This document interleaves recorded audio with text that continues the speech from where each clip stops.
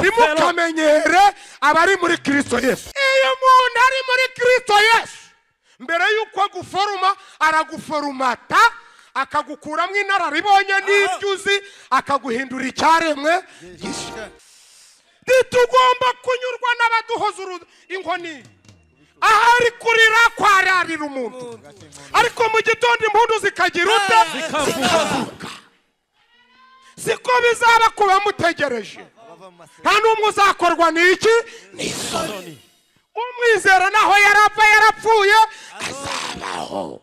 Iyo umuntu ari muri Kristo Yesu, asezerana iwabo batarasezeranye, aje i Burayi iwabo bataragiyeyo, aba mushumbi iwabo batarabaye abashumba, akomera iwabo batarakomeye.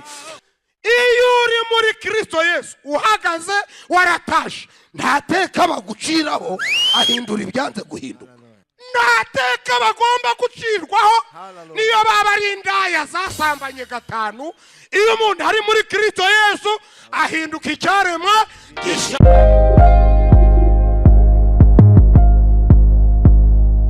Kamvuge ijambo Imana yashize ku mutima wanjye.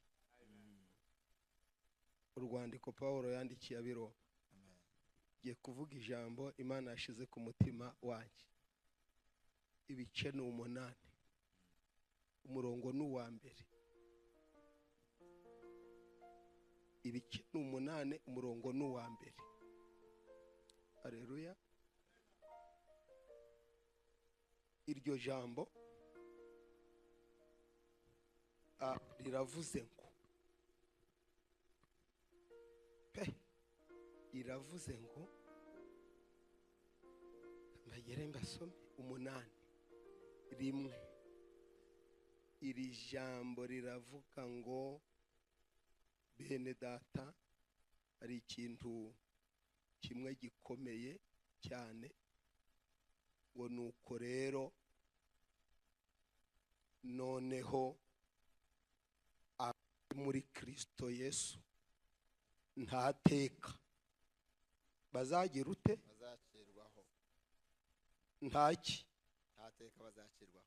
mwihangane mukavuge ntaki. Ntateka bazacirwaho. Iteka. Yes.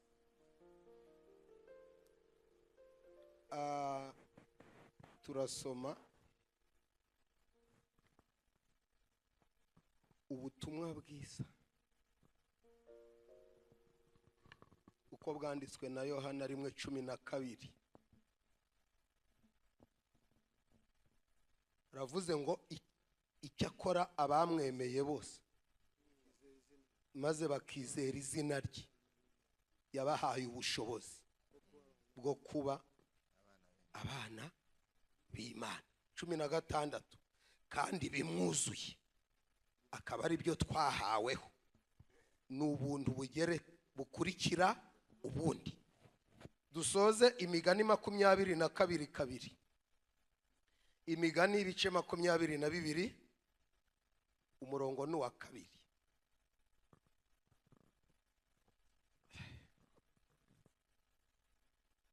Kamere kuwa mbere.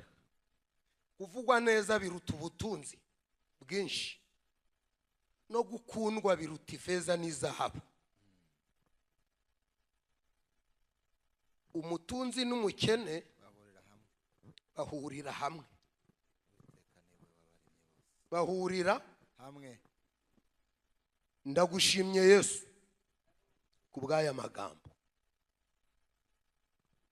Uyasobanurira ubwoko bwawe. Urabazi kundushya.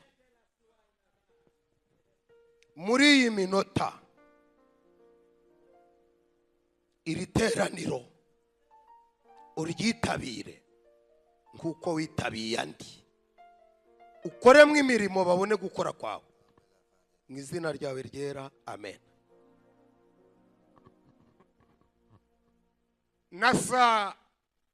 Natekereje kure. Haleluya. Ku jambo rivuga ngo gucirwaho iteka. Ndivana iri impande ivuze, ndavuga ngo katurihere mw'ubu buzima. twere gufata gucirwaho iteka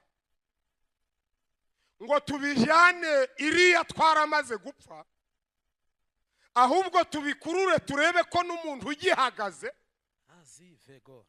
badashobora kumuciraho iteka. Azapfa adahetse, azapfa atariye, azapfa atikamiye n'ay'imbwa, azapfa maze bakamuciraho iteka. Ndizanye numva ndafashijwe, mbona Yesu uvuga bikaba ashobora gutuma cyangwa se ashobora gukuraho iteka baguciriyeho. Ndabisoma hano, ukabuzi ko ubundi umukristo yaje gupfa amanza gupfa mu bitekerezo, ibitekerezo bikagaburira ubupfu umubiri we. Ndagenda ngera kwa Lazaro, nsanga hari amateka ko umuntu wapfuye akamara iminsi 4 aba atakigarutse ku isi. Ariko Yesu, aleluya, agere kwabo babyeyi arababwira ngo nguyeho amateka mwamenyeye ko upfuye akamara iminsi 4 aba yanutse aba atakigarutse ku isi. Ariko nshingiye kuyo musenze n'ukuntu mwandiriye n'ukuntu mwampamagaye, nimutangariza abo muturanye ko amateka yo kumara iminsi n'umuntu akaba atakigarutse nyakuyeho, Lazaro nagaruke. Ayo mateka arahava, abantu baratangara baravuga ngo uyu ni umwami. Nifuje ko dusenga Imana igakuraho amateka akurambyeho. Namanutse hariya ngera kwa ba Danieli bari mu rwobo rw'intare, nsanga hariho amateka kw'intare zishonje zikamara 3 zitarya, uwo zibonye wese ziramurya, baca amateka barabirangiza babashira mu rwobo rw'intare. Yesu aramanuka abwira ba Danieli ngo nje gukuraho amateka. Ntabwo ugiye mu ntare wese zimurya, kuko bari muri Kristo Yesu nta teka bazacirwaho. Nje gukuraho amateka. Perimani kiwe, haleluya. Onde la vendre des. Iro misharanye ngo ntukamenyera amateka, ntukamenyera amateka. Yesu ashobora kuza akayakura. Umwami wize azinduka karekare, yazinduwe n'iki? Yazinduwe nuko afite amateka ku muntu uraranye n'intare buca yapfuye, ariko yibagirwa ko abari muri Kristo Yesu ari nta teka bacirwaho bahagaze cyangwa bapfuye. Kumwizera naho yaba yarapfuye azabaho iteka.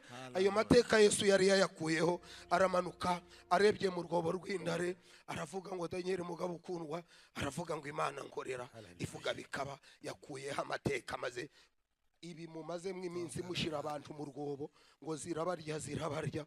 Twebwe Imana dusenga yayakuyeho. Intare zahuye n'Imana ikuraho ayo mateka, ubu turi bazima. Hamara 2 bacana umuriro, baramenyeye yuko iyo umuntu ageze mu muriro asha. Bibagirwa yuko dufite Imana ikuraho amateka yapanzwe n'abanzi bacu, ahubwo ikarema amateka mashya. Cyokora habanza amateka yo kugukandamiza, hagakurikiraho ayo kukubohora. Abahari muvuge ngo amen. Imana ibasha. Uyu mwanya wa none hari amateka ibasha gukuraho. Ndayishimiye Yesu kwamanuka agakuraho ibyo banzuye, agashiraho imyanzuro ye ashingiye kuba ari muri Kristo Yesu. Ntateka bazacirwa. Bapfuye bari hejuru barashinganye. Kambabwire, aragenda shimiye Imana agera kwa Aburahamu. Bari bafite amateka ngugize 70 abacuze na 80 ntabakibyaye. Yesu rero arakarama. Imana dusenga irakomeye, ibasha kumanuka mw'iri teraniro kuri iyi saha ya 10 zegerizi agakuraho amateka amateka baguciriyeho, akakuremera amateka mashya ashingiye ko uri muri Kristo Yesu, nta teka bazacirwaho. Bikuriho ariko ntibikuriho iteka. Urarwaye ariko ntuzirwara iteka. Urakenya ariko ntukene iteka. Ikintu Yesu avuze, yanze ubukene bw'iteka, yanze amarira y'iteka, yanze ibikomere by'iteka, yanze kasho z'iteka, yanze ibikubaho bakavuga ngo bizakubaho iteka ryose. Ibyo arabyanze, kandi no mukanya hari ibyo yakora. Ababyizeye muvuge ngo yabikora. Yabikora. Ntabwo mbumva neza, muvuge ngo yabikora. Yabikora. Yakuraho amateka umazemo iminsi, akarema andi mateka. Afite ubushobozi bwo guhindura ibyanze guhinduka. Nicyo tumukundira. Hari amateka hariya ku mwana w'umupfakazi, ko iyo bagiye gushingura biba birangiye. Ubwo abashumba bajayo n'abaki nabo bari baramenye amateka, baravuga ngo tumusengere, ngo uyu mupfu ntazazuka. Arasohoka, Bibiliya ivuga ngo Yesu arareka basohoka ku irembo ry'umudugudu. Bahageze Yesu ahura n'uwo mugore, aramubwira ati mugore, amakuru ki? Umugore ati byarangiye. Yesu aramubwira ati amateka mumaranye iminsi ngiye kuyakuraho, n'umupfu mwasohoye, mwamaze gufuba, mwamaze gushira muri serikeye, bamaze no gucukura, aya mateka kumazeho iminsi nyakuyeho. Muturu uyu mupfu, musubize umwana mu rugo. Amushira hasi, asubira muhira. Ni kuvuga Yesu, iyo uri muri Kristo Yesu uhagaze waratashe, nta teka baguciraho, ahindura ibyanze guhinduka. Abageze muri Yesu muvuge ngo amen. Amen. Abagezeyo muvuge ngo amen. Muri Yesu tuba tubaye ibyaremwe bisha, ibya kera biba bishize. byose bihindutse bisha. Maolande aldaso. Langwa sinagari yata. Urakoze mwa. Atrozingi ni banda wanifoka. Dishimye. Foka samna. Dishimye cyane. Hallelujah. Bari muri Yesu. Tateka baza. Ntabwo babwira ngo ni uvuga kuwa gatanu igashira kuwa kane. Wabaha kuwa mbere igashira kuwa kabiri. Wavuga ngo barapfuye akaba ariho bazuka. Wavuga bareba rigakoresha abagufi. Wavuga abagufi gakoresha abarebare. Wavuga inzobe igakoresha ibikara. Wavuga ibikara igakoresha inzobe. Ivanaho utuntu tw'amateka twose abantu bamenyeye. Uravuga irakoze cyane. Muri iri teraniro iyi Mana musenga, muramvugira ngo amen. Abari muri Kristo Yesu babasha gusenga, amateka bariho akava. Korina oso feganiza watawa. Akuraho amateka. Urakoze Yesu. Niki yakubitishije Farawo? Yarazi ko abageze mu mugezi bose barohama. N'ahantu yari yarigeze abona ahantu amazi ahagaze. Ivuga bikabiravuga itumva mvugane nawe. Farawo ndamukubitisha gukuraho amateka y'imigezi yamenyeye, ngo bagere ku migezi arabahinda. 1, umwami akuraho amateka y'amazi.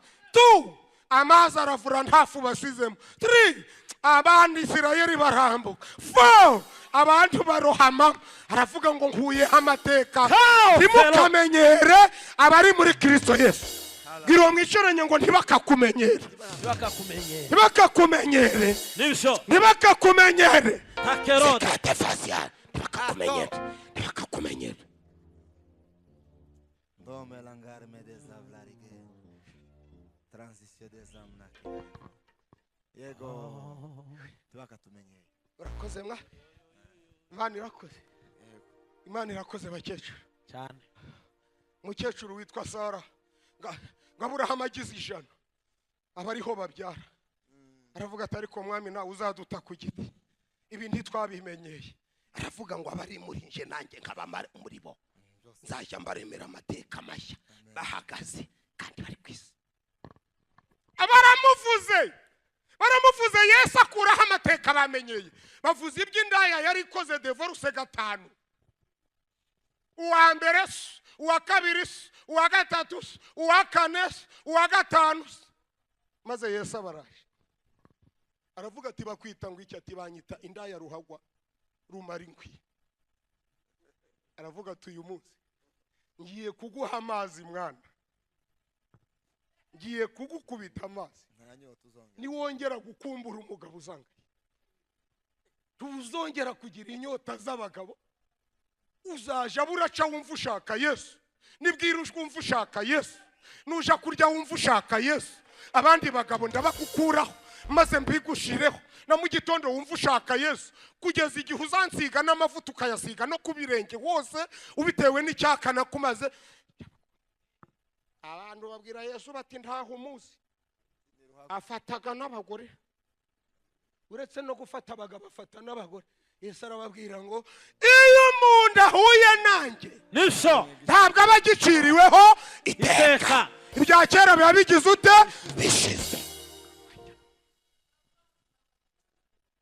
Umugore aragenda yahura n'abagabo ati redo diga edo, batuvuze ngo iki madati dekiri zekiri mando de batese ntabwo ukirinda. Ati dore kari atazaza Yesu, bati tujyamane, ati najyambanye na Yesu, bati dugusome, ati nasomye Yesu, bati turarana, ati naraye imbere ya Yesu, bati ngwino urya, ati Yesu yangaburiye. Nateka bagomba gucirwaho niyo baba ari indaya zasambanye gatanu. Iyo umuntu ari muri Kristo Yesu ahinduka icyaremwa gisha.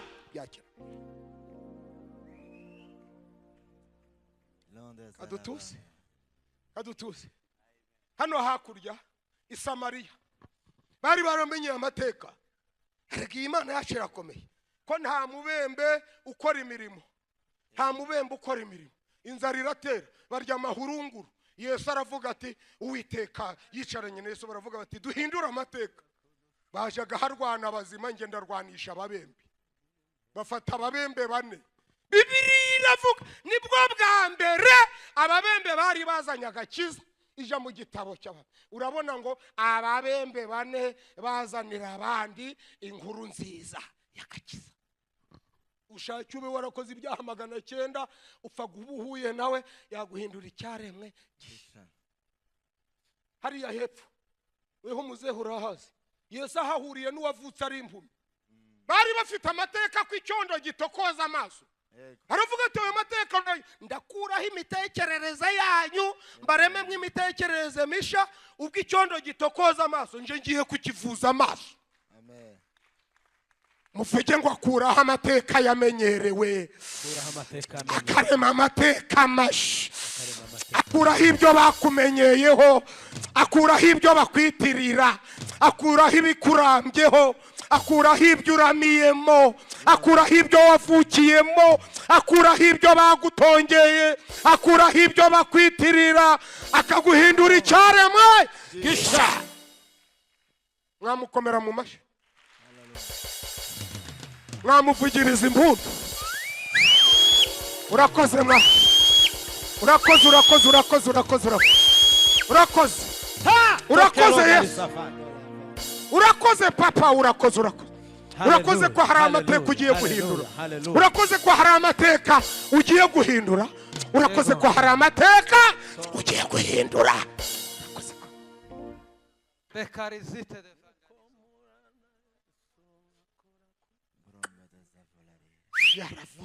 Yaravuze ngo rega ibyo mwibwira si byo nibwira. Ndashimira Yakobo aragiye kwa Labani, yaravuze ngo Imana dusenga ibasha guhindura amateka. Labani yari yaramenyeye ngo izibyara ubugondo ngo nizifite ibisekurume by'ubugondo, ngo izibyara imikara nizifite ibisekurume by'umukara. Ibwira Yakobo ngo umva mvugane nawe, amateka yo kwa Labani ndayakuraho, nizabuzi z'imikara zibyara imikara, kuko wangiriyeho umugisha nkakumenya iki? Izina. Yes. Labani nta kintu gitsinda abanyamahanga nk'amateka. Iyo amateka gutinzeho bavuga kutagira Imana, ariko iyo ihanaguye amateka yarakuriho ikarema amateka masha, baremera bakavuga ngo ntiba. Imana igira amateka ahambaye. Ndifuza ko mwandikana n'Uwiteka amateka masha. Bwira uwo mwicaranye ngo hakeneye amateka masha kuri wowe, hakeneye amateka masha kuri wowe, bakamenya ko ufite Imana ihindura iki? Amateka. kandi bazaceceka. Hano hakujya muze inzu witwa Moridekayi. Hari itegeko teka ingingo ya 14 ya 5 iranga ababuranye ivuga ko utsinzwe amanikwa. Bityo twanzuye ko hamanikwa Moridekayi byanzuwe n'umucamanza mushinjacyaha mukuru biteweho kashi n'uyo biragira.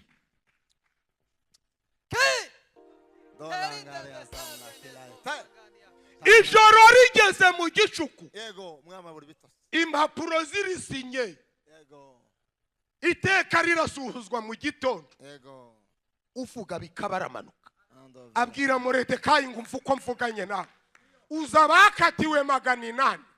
Nta wakatiwe ngo abikire. Ariko nje nshingiye ku nkunda.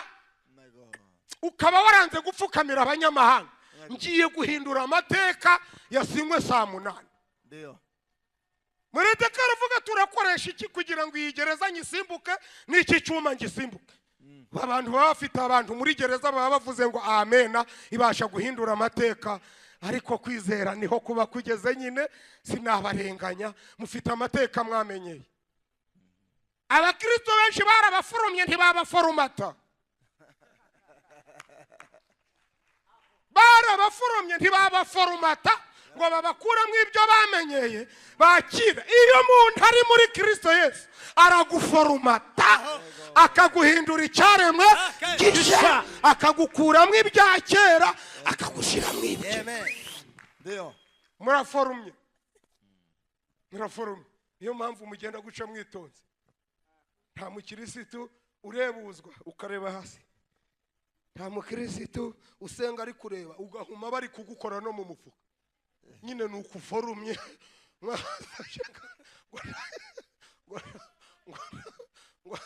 Ngo nta mukirisitu itiyiriza ubusa ukaza kwiyiriza kandi urasomerwa. Urakatigwa ukaza no kwiyiriza. Imana idufashe kandi bagusomera bakakubura bagakuba imyaka bakayigira 80. Uko niko tuba duforumye. Iyo muntu ari muri Kristo Yesu mbere yuko guforuma araguforumata akagukuramo inararibonye n'ibyuzi akaguhindura icyaremwe gisha. Ni bande bemera ko uyu mwanya dusenze hari amateka yatuvaho mabi tukandika amateka n'Imana. Ababyemeye muvuge ngo amen. Amen. Dekarima Montelangazo. ntabwo nabarenganya. Hari akandi gasore kitwa Mefibosheti kari karamenyeye amateka ngo utambitse ibirenge ntabwo agera ibwami. Utambitse ibirenge ntagera he Ibwami. Biromwicaranye ngo kandi nawe ufite ibyo wamenye. Nawe ufite ibyo yamenyeye ngo biriya si ibya. Mwama dufashe biriya ni ibyabariya. Aha abari nk'ibyabariya. Uradusomera ijambo aha abari nk'ibyabariya. Waririmba mu nzu yacu nta wigeze aririmba. Wagura akamodoka aha ni moto ninyibona nzaba ntomboye. Ibyo ni ibyabariya da. Wakubaka etaje nimbona na geto n'ubutarubu twize kunyugwa ntimukanyugwe n'agahinda. Ntimukanyugwe n'umwaku n'imikaziro. Uje munyugwa n'ibyiza. Ntimukaye muramvugira ngo amen. Amen. Hari amateka dusezereye. Hari amateka dushaka gusezerera. Izina rya Yesu. Ababyizeye muvuge ngo amen. Haleluya. Reruya. Katika Deboria. Zarifaki ya dosi. Etaki dasira. Barigoni fakia. Rateke dobe. Hari amateka Imana yasezerera kuri wowe. Ntateka bazacirwaho. Yego. Bondelangando ya shimnangizo felarigre. Uzasezerana na mama ntiyasezeranye. Na nyogokuru ntiyasezeranye. Bakuru banje bane ntibasezeranye. Ubwo ubukwe bwavaye. Iyo umuntu ari muri Kristo Yesu asezerana iwabo batarasezeranye. Aje Burayi iwabo bataragiyeyo. Aba mushumbi iwabo batarabaye abashumba. Akomera iwabo batarakomeye. Kai! Refrive de parizo faisofe. Venganizo. Ardoza volarigre. Ngo hari ingwara urwaye iki? Rwaye rubaga impande. Vayo tugusengere. Imyaka yararenze. Izo ntizikira. Hari iz'abakecuru badakira. Hari izo iyo ni ingwara yanje. Haje haraguruka abakiri batoya. nta teka bazacirwaho abari muri Kristo Yesu. Nibutse Elisa kansozereze kwa bari baramenyeye ko umuntu upfuye hagashira umwaka aba yanutse. Yego. Abantu bize ibya siyanse zimene ya abize ubumenya muntu abize siyanse hari bazi ngo iyo umuntu apfuye agashira umwaka ntabwo abakiriho. Imana iravuga iti nzavuguruza ko kanduka bamaze iminsi mu bwonko.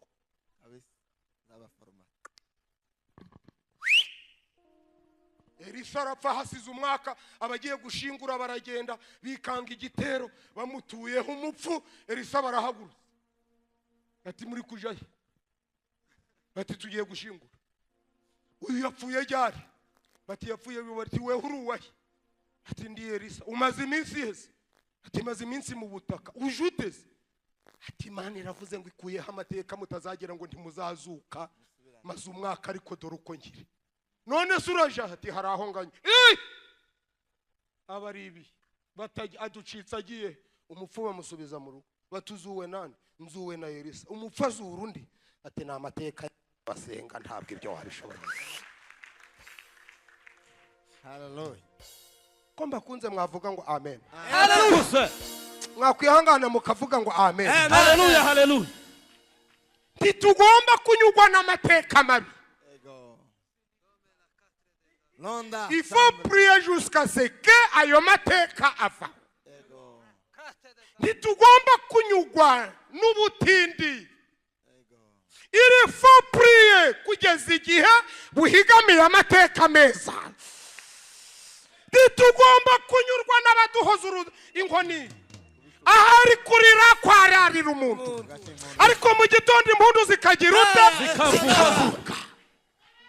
Siko bizaba kuba mutegereje nta n'umwe uzakorwa n'iki n'isoni. Umwizera naho yarapfa yarapfuye azabaho kandi zavuga torero tuzamuke Kando kira mesafe zeri kademasia arabasi afika dego deti kategoria uni ku mutwe wawe duhamagara Imana usaye rotre ngambo ya zori fakia yiri bihemna upfa kuburi muri Yesu yiri bihemna upfa kuburi muri Yesu zori bihemna upfa kuburi muri Yesu kotarona verisika essa foga todeso girima fakta kere rara dakisanima Estausa mambo gani ya kotarima. ruwa takino masia abantu bizeye asenya mengo ndakaza abantu bizeye basora kisagora to kwibyababayeho nk'amateka yuzuhinduye ma Imana yabikuraho kuraho bahaguruke dusenga Imana haguruka dusenga Imana karame karame abaririmbyi muvuge ngo amen. Zekini masia osarere gensarofaga kenyera neza dusenge kenyera igitenge cyawe neza dusenge. Hari amateka agiye kuvaho mu uyu mugoroba barabimenyeye. Imana ntimenyerwa, Imana yacu ntimenyerwa. Bagushira hasi kagukurayo nyura mu mazi ntatembane ntimenyerwa. forato kena gorofa Zorika prestazione fage karame karame mwana Uwiteka kuntumyeho we unyumva ngo iyo umuntu ari muri Kristo Yesu ntagomba kumenyerwa n'amateka. Amateka y'uburwayi asohoke, amateka y'ubutindi asohoke, amateka y'amahembe asohoke, amateka y'ubusambanyi asohoke, amateka y'ubujura asohoke. Nimuvuge ngo asohoke asohoke. ntago ndi kubumva neza. Amateka yatumenyeye agira ute asohoke. Ibyamenyeye umutware wawe bigira ute bisohoke. Ibyasuzugura Karuvari bigira ute bisohoke.